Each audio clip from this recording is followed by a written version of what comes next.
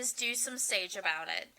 So, we're on episode 4, and those of you who made it past the first episode, you guys are fucking rock stars, because that one, it's rough. But I am happy and excited to be on the 4th episode. Super excited because we have, like, one listener in Germany, which is, like, it's huge for me. So, I guess we'll just jump into the stories today. This is about the Salem's first church. They could have picked a better name, but whatever they want to call it. But it's in Salem, Massachusetts. Was it the first church in Salem? No, actually it was the third. Oh. Well. So I don't really understand. But the church was built in 1634, and since then it's been relocated and rebuilt multiple times. It was a church up until 1923. Then it was a bank, then a jewelry store, and it's now a restaurant. On April 11th, 1692, Elizabeth and John Proctor were brought to the church because they were suspected of practicing witchcraft. There was this troublemaker, as they called her, named Mercy Lewis, who said the Proctors were tormenting her and they would pinch her and tear at her bowels from the inside due to the dark arts that they were practicing. But the Proctors both had led upstanding Christian lives. Because of this, they had in fact, been charged with the witchcraft. The members of the community did not agree with that. So they had a large number of signatures. So they had gotten a large amount of signatures from the members of the community, since these people were very Christian people and they didn't really see them doing things like that. So they gotten all these signatures, and then the people who had given their signatures started to question the claims Mercy Lewis was making against the Proctors. But Mercy was still very adamant about the fact that the Proctors were torturing her, but she did admit to having a little fun at the expense of them being hated. So it was Mercy and her friends. There were just a lot of her friends. They were all having fun at the fact.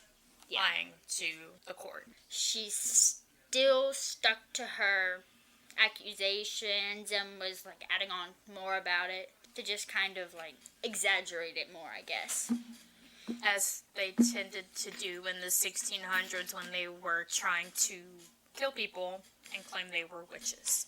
Yup.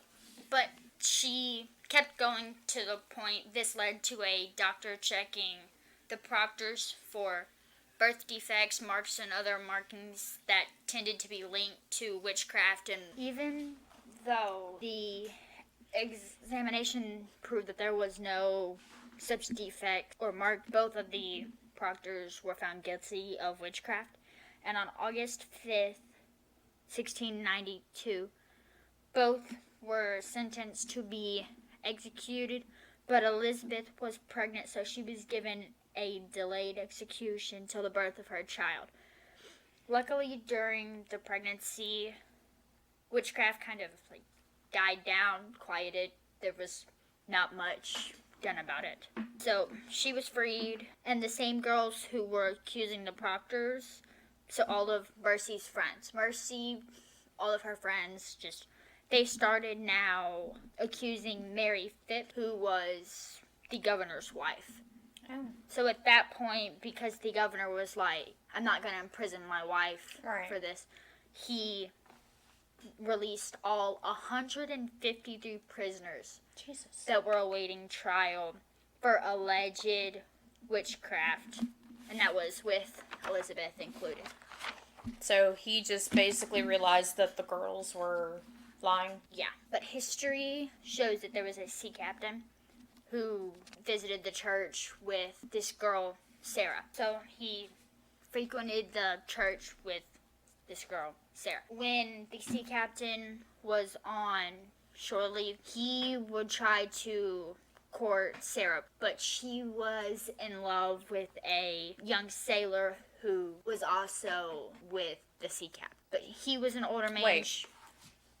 Like with no, him, like, or just on the same boat? On the same boat. Like, they were, he was part of his crew. Gotcha. But I was confused. Yeah. They weren't together. They were just on the same ship. Okay. When the captain learned about the fact that she was in love with another man. But I mean, Sarah had never given this man any yeses to go anywhere with him. He was just delusional. Oh. So, but when he learned about that, he felt so betrayed. Which I don't get why. She never, like, assured him that, yeah, we're going to be a thing. He decided that if he couldn't have her, no one could. So he lured her to the alleyway alongside the church. He was filled with rage and jealousy and didn't know what else to do. So then he proceeded to brutally murder her by beating her in the head with a board. Seems legit. Like, what else would you do, right?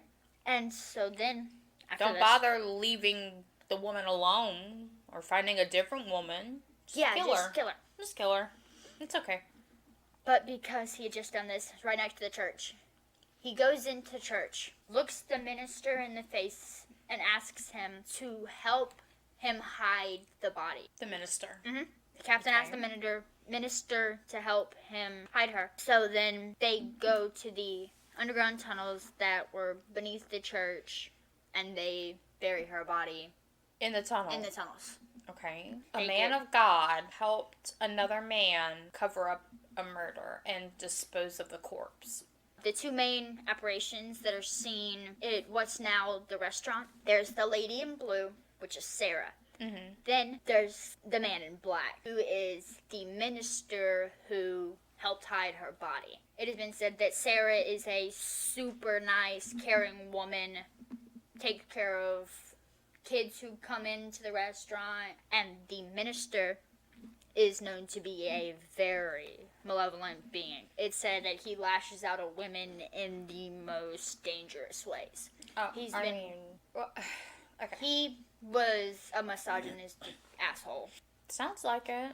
He believed no one was above him other than God, that God was 100% a man, that women didn't deserve to be correct, or that they didn't deserve to have rights over men. He hated women he refused to even get married because he hated women that much. But he said if he ever did get married, he would 100% make sure that she wouldn't do anything out of pocket. She was to stay home. Was submissive. Yeah, 100% submissive. No.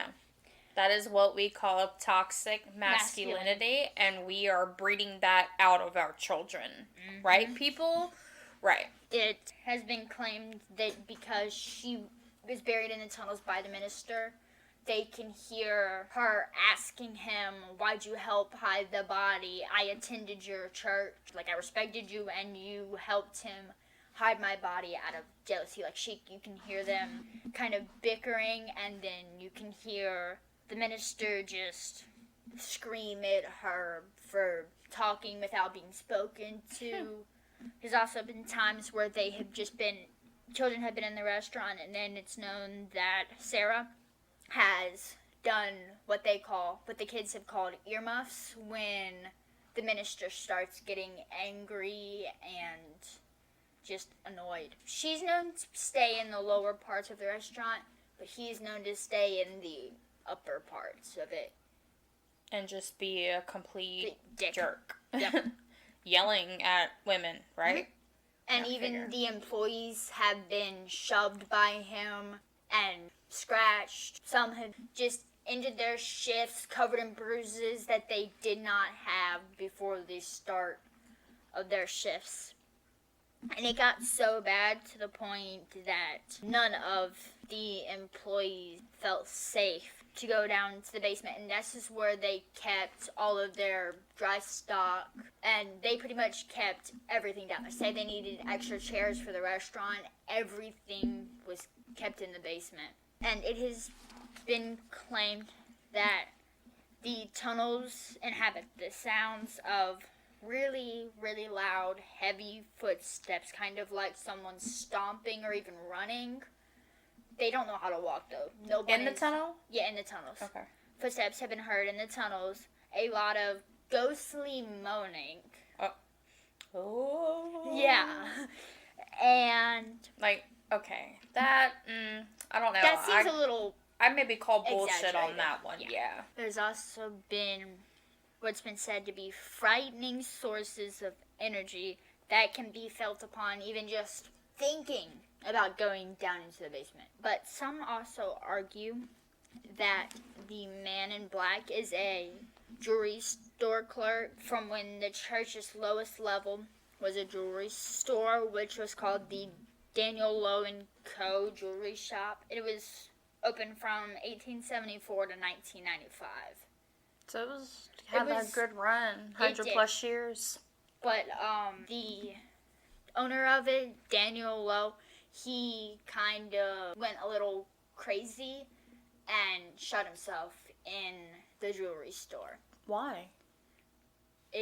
All it said was he was going through a lot. His son had been diagnosed with cancer. Oh. And probably financial too. Yeah, that would have to be expensive. He was just going through it and couldn't take it, and it kind of drove him a little crazy to just shut himself.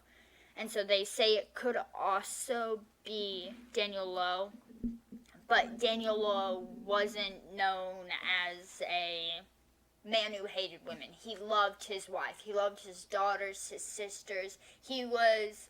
Wait, is this the guy that killed himself? Mm-hmm. Okay, so it's thought not because he didn't have, like, a hatred of women. They just thought maybe it could have been him, but he wasn't known to be like the minister was. He wasn't known to hate women, and for the ghost to hate women as much as he does, it seems a little far-fetched that it could be Daniel Low. And it has been said that there is other ghosts that come out, but not frequently. They're kind of more shy and keep to themselves. Like Sarah. Yeah, like Sarah. But Sarah comes out kind of...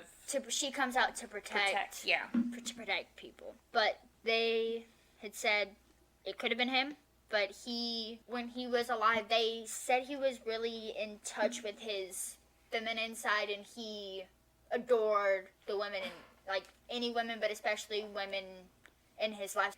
When it was a bank, there was this dude who had come in. He was just kind of at his wits' end. He was just done. And this was like towards the very end of the 90s, early 2000s. So when did this place become a restaurant? After the bank. Okay. But when it was the bank, this man came in. He had just lost everything. He had come in just so over life, but he had just come in completely done. And so he goes up to one of the bank tellers, starts threatening, and he didn't even really rob the bank. He just didn't know what else to do, so he was just taking lives. He went up to that bank teller, was threatening her with a gun. Someone else who was just in the bank trying to get money out or put money in tried to step in to, calm him down, like, hey, it's okay, it's gonna be okay. He shoots her in the head. Jesus. Looks at the bank teller. The cops are starting to come in. Someone, like banks have the alarms that go off. The bank tellers. The silent alarm, yeah. Yeah, it hit the silent alarms. The police are coming in. Others are on the phone with 911. The police start coming in. They've got him pretty much cornered. But before they get there, she shoots the bank teller. They come in. He's cornered. He says that they're not gonna take him alive. So then, before they could even shoot him, he shot himself after shooting both the bystander and the bank teller. He was around in his, 50s. Mm-hmm. So even if he had gone to prison, a life sentence is 25 years, and he would have gotten that probably just for one of the murders. Yeah. So having the two, he would have been in there for the rest of his life, and he did not want to rot away in a jail cell. So that's the end of what they call Salem's First Church, even though it was in fact the third built. So what's the name of the restaurant that it is now? Is now, and it's still open, but it is now the Rockefeller Restaurant. And if you go in, there is a painting of Sarah in her blue dress, and there's a drink named after her because she's known as the protector. Oh, that's nice of them. Alright, so my story is out of Pensacola, Florida, and it's about Fort Pickens. Fort Pickens was built in 1834 as part of the plan to fortify the coastal areas from invasion after the War of 1812. It took them 5 whole years to build, and they used 21.5 million bricks, so it was like a huge structure.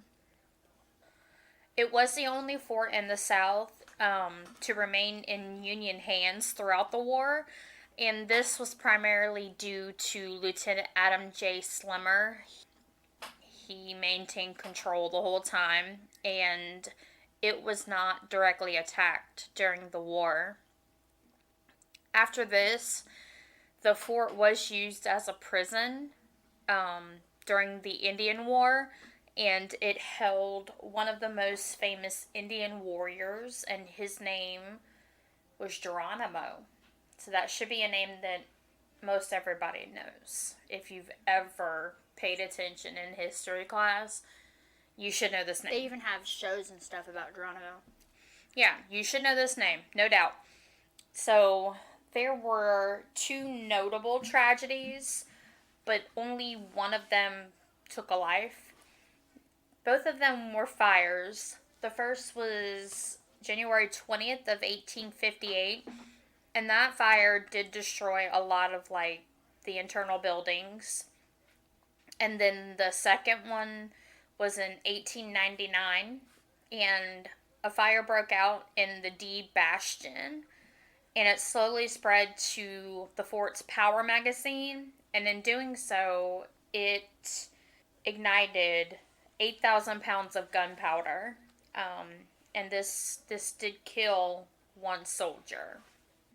It blew like a huge hole in the wall, and that they never replaced it. That hole is still there. So most of the ghost stories that come out of here involve Native American spirits. A lot of people claim to hear chanting and whispering in the native tongue that was around during that time. And a lot of people think it was, or it is, Geronimo and the people he was imprisoned with, because they were caught at a place called Skeleton Canyon. And when they were caught,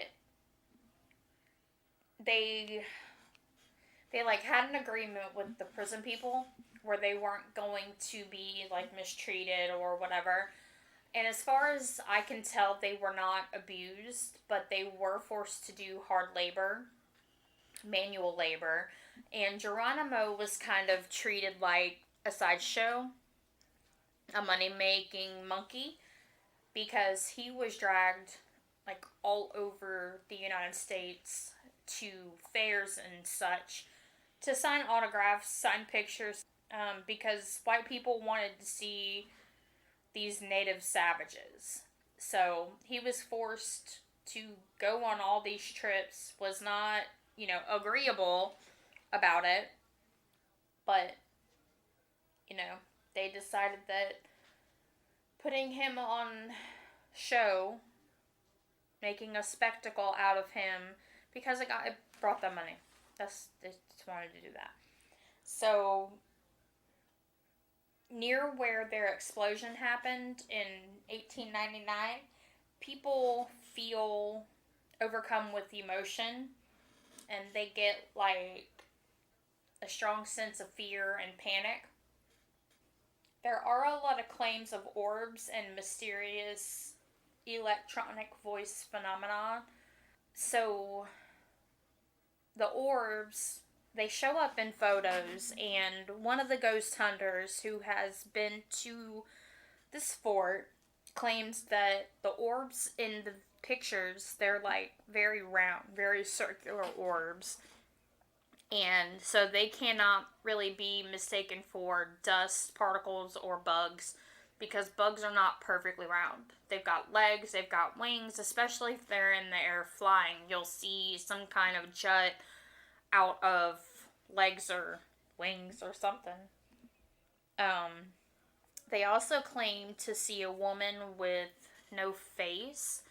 They think she is a Native American woman. Um, it is said that there's a lot of shadowy figures in the hallway. They touch you, like they grab your shoulder or your arm, or your back. They touch your back. If you're just kind of hanging out, looking around at stuff, because it's a fort and now it's more like a museum. So they've got pictures and statues and stuff. And so when people are on tours and they're just standing there looking at something, they'll see or hear, rather, voices next to them and people touching them, and then they're like the only one in that space. So that's kind of creepy. So a lot of people do believe that Geronimo is haunting this fort because this is where he spent most of his time. This is where he went when he was first arrested. And this is kind of where the whole thing of him being paraded around and made money off of started. So a lot of people think that he's kind of coming back to torture and harass the people who are there, like the spectators and everything, not just the people that work there anymore, because he's pissed, because they did make an agreement that he and his band of other Native Americans were not going to be treated poorly. They were not supposed to be doing hard manual labor, and they were being forced to. Like, the prison did not give a single fuck about what the agreement said. I have to go check it out. Yeah, probably. Take a day trip there. Yeah. Just go look around it. During the summer when we usually go. Go check out the hole in the wall. The place Haunted by Geronimo. The place is a real hole in the wall. So that is Fort Pickens. I know we've had some forts on here that have been crazy. This seems to be the calmest one yet. Yeah, this seems to be pretty tame, because mainly what people are seeing or hearing is just whispering or, gently being touched. It's not like the ghosts are trying to kick your ass or anything like that. So, anybody who's ever been, especially my Florida listeners, my coastal listeners, and you've had an experience or, whatever, let us know, because I'd like to see if it's actually worth going for the paranormal aspect of it. So this is Stony Hollow Road. It's in Burlington, Iowa. During the day, it just seems like any other really country road. There's cows, horses, nothing but open land and open field for miles. So it's a country road. Mm-hmm. Except there's a cliff that towers over a pretty decent chunk of the road. This is where you'll find the road ghost. The road ghost. AKA Lucinda. It has been said that she was waiting for her husband at that spot, but he was like 4 or 5 hours late. Mind you, they have only been married for a week. It's the 1800s. Arranged marriages are one of the biggest things. So she had just even met this man a week ago. So she, out of everything, she assumed he had run away with another woman. Okay. Like, the first thought wasn't... Something happened to him. Yeah. Nope, just, oh no, he's cheating on me. Oh, so. Okay, after a whole week? Yep. Okay. And because of this, she, I guess, got lost in the thought, climbed to the top of the cliff, and jumped to her death. Jumped, not fell. Nope, Jumped. she full on jumped. Over a week-long relationship. Yep. With zero proof that this man was being unfaithful. Mm-hmm. Okay. That sounds legit, I guess. And then her husband shows up to find his bride in the middle of the street, just gone. He had been delayed because his wagon got stuck in the mud. So he's the one that found her. Yes, he found her. Oh, sad. But that spot remains, in fact, very haunted. You can feel someone's watching you. You can feel the sorrow from her. It's also said that if you shout her name 3 times. Like Beetlejuice. And it has to be after dark. Oh. Kind of like how Bloody Mary, you have to be in the bathroom, no lights, candles, look in the mirror. It's kind of like that with Lucinda. It has to be dark and you have to be standing where she ended up. And you have to look up and say it, and it has been said that she will float down to you. I like the little finger thing you did. Yeah. In the kind of way she jumped. Yeah. It really depends, but she is known to lay a rose at your feet. And if she lays this rose at your feet, you go crazy and also meet your suicidal demise. Oh. It has been said that it's mainly men. Some men that she feels are unfaithful to their women. She leaves them a rose. Some women that she feels are unfaithful to their men. She also gives a rose. But some people have gone and done it and not been given a rose. And the rose that's laid at your feet is not an alive rose. It's obviously on its very last limb of decay. It's known that when the last petal falls off of the dying rose, that's when you slowly start going crazy as the petals are falling off. But as soon as it's done, you've just completely lost it and just end up taking your life. Some have also jumped, some have hung themselves, overdosed. So it's not it's one way every time. It's pretty much any way they can do it. The lady who had been given roses, she had done it with her friends as a joke. Just, see if it was real. She had been given one. And later that night, after she had done this, she had gone to a party with her friends and been unfaithful. There was nothing about her being really unfaithful before the party. But after that, she was receiving a different rose every day. She was refusing to let it get to her. After a week, Lucinda decided, you're doing this whether you like it or not. It's you're coming with me. So then her boyfriend gets to her house and sees a shadow that had resembled Lucinda setting the noose for his girlfriend. And he said it had looked like she had lifted her up and placed her in the noose since she wouldn't take her own life. She did it for her.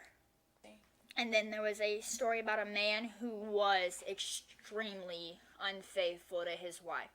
He didn't even make it 3 hours after getting the rose. Wow. So I guess maybe it sounds like the more unfaithful they are, the quicker they kill themselves. Maybe. But I'm not like I don't know. Lucinda's husband could have been unfaithful in that week, but I feel like killing yourself because he was 4 to 5 hours late is a little bit extreme. That's not a little bit. That's a lot. A lot of extreme. Like, don't kill yourself. Kill them. Well, don't kill anybody, but it's not worth it. But yep, that's Stony Hollow Road and Lucinda, the road ghost. Well, we're gonna leave that cliff and go to a different cliff in Florida, another Florida story on Anastasia Island. It is where the St. Augustine Lighthouse sits. It was built in the early to mid 1500s, and it stands 164 feet tall. And it is on like a rocky cliff, like most lighthouses that are out there to alert seafarers of approaching land. So the main spirit that people see there, they call the man, and it seems like he is a past caretaker. What they see is a shadowy figure with a lingering smell of cigar smoke, accompanied by a sense of fear and foreboding. So they see this shadow figure. He smells yucky, because cigars are yucky. And for some reason, they feel very afraid. I don't know if it's afraid of him or just afraid in general. But he is often seen wearing a blue jacket and a mariner's cap. And he is seen walking up and down the spiral staircase, or like looking down at people from the catwalk above. And that would basically be his normal route, to make sure that everything is good and kosher and nobody's broken in. This was during the time before lighthouses were automated, so they had to manually move the lights and stuff to alert sailors or anything out, in the sea that something they're coming up on land and they need to be careful. Due to this shadowy figure's tall, thin frame, they believe it to be the ghost of William Russell, who was a lightkeeper from the 1850s. But other people believe it to be Joseph Andrew, a painter who plummeted from the scaffolding in 1859. A lot of people claim to hear like creepy children's laughter either directly at the lighthouse or like in the forest or the woods surrounding. And this is believed to be the Piety girls, Mary, 15, and Eliza, who was 13. In 1872, the lighthouse was undergoing construction and was being overseen by a man named, I'm going to butcher this, but I think it's Hezekiah Piety. And he and his wife and their 2 girls were staying on the island while the lighthouse was being redone, basically, like repainted. They were all staying on the property while the lighthouse was being redone. And it wasn't just his family, it was all the workers and their families, because this was a big project. But one day, the Piety girls were playing with the other children near the lighthouse, and there was a rail cart that the construction crew was using to transport supplies from the nearby pier to the lighthouse. And the girls, being girls, well, just kids in general, they like to play pretend. And so the two girls and one of their little friends, who was an African American girl who was about 10, her name was not mentioned, but the three of them loved to play pretend, and they were pretending to be Spanish pirates moving their hoarded treasure to a secret location. So they would get in the rail carts and kind of push each other back and forth and, around the track. But one day they were on the railing in the cart, and it went off the railing. And the girls in the cart went over the edge of the cliff that the lighthouse was on.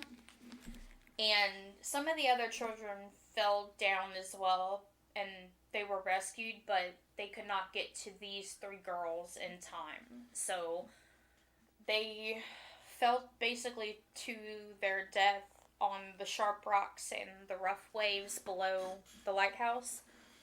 So it is thought to be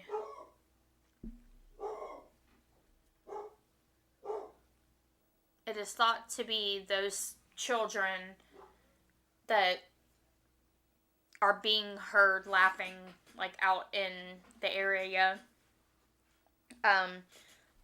Another person that is seen often is the woman of the catwalk. Her name, and I'm going to butcher this one as well, it is Maria Mestre de los Dolores. In 1859, she became not only the first woman to serve the U.S. Coast Guard, but was also the first Hispanic American woman to command a federal shore installation, and that was the St. Augustine Lighthouse. She was also the wife of the painter who fell to his death, so she is often seen standing on the catwalk above, looking down, which is like she watched her husband fall to his death, and that's where she was when, he landed. So, she kind of basically just walks the catwalk, I guess, stuck there because that was like a super tragic thing that she witnessed. And most ghosts stay where there's been more trauma. Yeah, and that was her husband. So it doesn't say whether or not she was in charge of the lighthouse before his death or after. I would think probably before, and that's how he ended up getting the job. Because he was working on the construction. He was over doing the painting and all that. So I would assume she probably was already in charge, and that's how he ended up being at the lighthouse. So she probably feels like some form of regret, a responsibility, because if she was working there and she did get him that job, maybe she feels like had she not brought him in, he wouldn't be dead. So, I guess because that's where he died, that's where she chose to stay after she died. So, we'll post pictures of, all these things that we've talked about on our socials. This lighthouse, it's beautiful. And it looks like a regular lighthouse, but it's really pretty. And it is one of the oldest that still stand. But in 2019, ghost hunters did do a walkthrough of this lighthouse, and they found some interesting things. So if you guys haven't seen that, go look it up, watch it. It kind of gives you a rundown of the ghosts and what they do and where you can find them. So anybody in Florida that's been here, let me know. I want to give a huge shout out to everybody who has listened so far. It means the world to us, like, big time. We don't have any Patreons yet, I don't think, but that's okay. We'll get there. The the audio is still kind of finicky. We are trying. I am basically self-taught on how to edit and record and all that good stuff. So give me a break. But wherever you guys are listening to us now is where you can continue. We are on Apple Podcasts, Google Podcasts, Spotify, pretty much anywhere that We're also on podcasts. YouTube now. Yeah, we're on YouTube. Anywhere that podcasts are available, you'll probably find us there. We did have to change the Facebook because it would not let me link the accounts. So for Facebook, it's going to be DSSAI Pod, not podcast anymore. But the rest of the socials, it's going to be at DSSAI Podcast. And that's Twitter, Snapchat, Instagram, TikTok. Did I already say Twitter? Yeah, you said Twitter first. Okay, Twitter. If you want to email us, it's going to be dssaipodcast@gmail.com. Send in those listener stories, comments, etc. And wherever you do listen to us, if you have the ability to rate or leave a comment, please do, because it boosts us in the algorithm and, potentially gets us more listeners who wouldn't have found us otherwise. Specifically important to Apple Podcast. But that is the end of this episode. Again, episode 4. It's kind of crazy. We are hoping to drop episodes every Tuesday and Friday. So you get 2 a week. And then once we get enough listener stories, we're going to start incorporating those in probably once a month, depending on how many we get. So, again, thank you guys. We love you. Stay spooky. Okay, bye. Bye.